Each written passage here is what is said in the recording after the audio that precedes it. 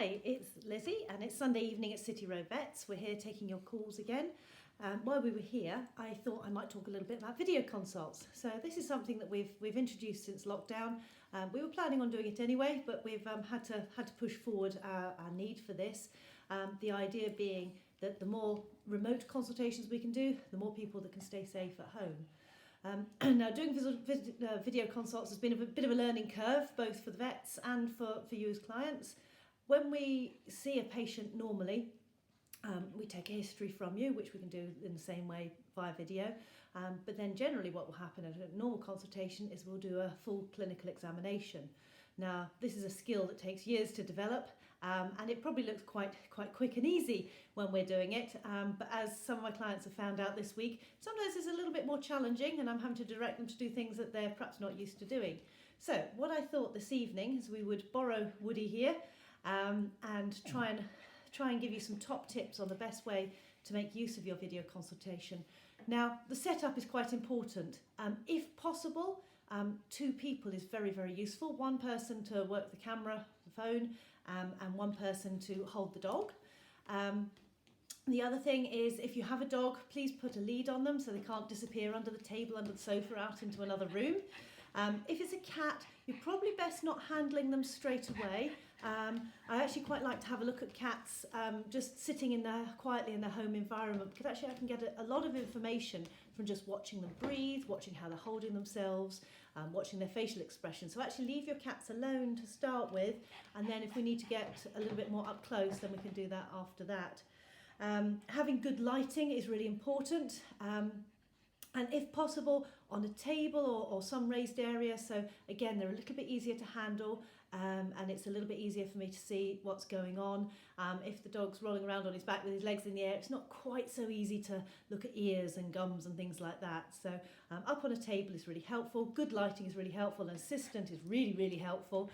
So those are things you can do to get set up. Now, step 1 is to switch your phone from selfie mode onto camera mode. So we'll just switch over. Sally's going to give me a hand here. This is Woody, who's featured at various times. Now, the first thing, which is quite nice to do, is to just let me have a look at the whole dog. Look at their face, look at them breathing, just look at them interacting with you, and sort of getting a side-on view to get an idea of how they're breathing. And then coming round and just having a nice look at their face. He's got a little bit of a fuzzy face going on here. So Sally, if you can just lift his eyebrows up so I can have a look at his eyes. That's lovely. And with some camera phones you do have to wait for it to focus a little bit, so do be prepared to just hold still for a moment so I can look and get some information.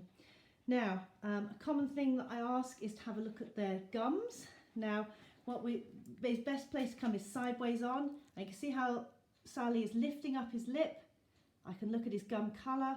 I can also assess his teeth, and you can see how she can pull his gums back, so I can have a look at the back teeth as well.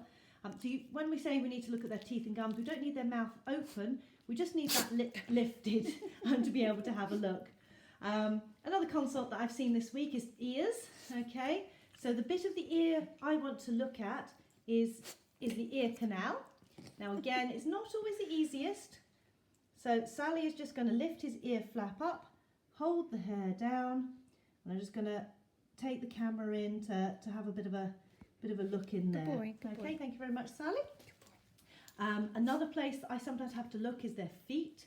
So we'll see if Woody will cooperate here. So first of all, looking at the top part of the foot, and then if you can just lift the hair back, Sally, so I can have a look at his toenails. Lovely. Again, letting the camera focus, not going too close. And then if we can look at the underside of his foot as well. And just part his toes a little bit. That's it. Again, sometimes you just need to touch the screen to get the camera to focus on the bit we need to see. Oh, he's got a piece of grot in there. Fish that one out. Now, we're looking at skin problems. The armpits are a good area that we often like to look at. So you may have to get down a little bit, or Sally's holding him up, which is a really good way to look at their armpits. And then the other side, Sal, you get a bit of a bath there. That's it. And then his tummy, if you just part the hair a little bit on his tummy, because this is another place that sometimes gets red and hot and itchy. And then I won't make Woody show this bit off, but sometimes their bottom as well is a useful place to go. Now, sometimes I'm having to get people to walk their animals up and down, so if I can just get Sally to walk him up and down. So if you can just walk him in a straight line away from me down the corridor. So this is really good for assessing lameness. And back again. Whoa, steady, Woody. Just try once more, Sal. So a nice gentle trot in a nice clear area. Lovely. And then back again. Woody does love us, so he can't always wait to get back again. That's perfect. So that's just some basic tips on how to get the most from your video consult. We know it's not easy. We try and instruct you as best we can via the phone. So there's sometimes a little bit of up a bit, down a bit, left a bit, right a bit. And I'd be very appreciative for everybody and their patience when I'm trying to see what I need to see. And then we can make an assessment. If we feel that things are serious enough, then we arrange a physical consultation. But it may be that we are able to make a prescription based on what we see on the video consult. So I hope that's helpful. I hope you don't need a video consult, because that means your pet's poorly. But if you do, we are here for you. Take care. Stay safe. Good night.